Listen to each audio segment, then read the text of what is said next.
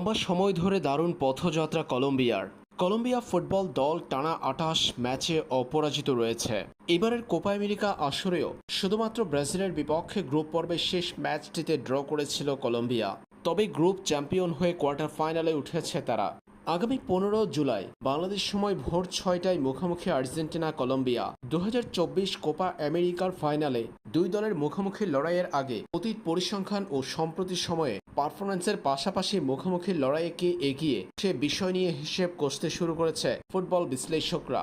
উরুগুয়েকে সেমিফাইনালে পরাজিত করে ফাইনাল নিশ্চিত করেছে কলম্বিয়া। অন্যদিকে কানাডাকে টাই ব্রেকারে হারিয়ে ফাইনালে উঠেছে আর্জেন্টিনা। দক্ষিণ আমেরিকার অন্যতম শক্তিশালী এই দুই দলের মুখোমুখি লড়াইটা যে একেবারেই সহজ হবে না সেটা বলাই যায়। হাই ভোল্টেজ এক ফাইনাল দেখতে যাচ্ছে কনমেবল ভক্তরা। কলম্বিয়া আর্জেন্টিনার মুখোমুখি লড়াই হয়েছে এখন পর্যন্ত ৩২ বার। যে ৩২ ম্যাচের মধ্যে আর্জেন্টিনার জয় ২৫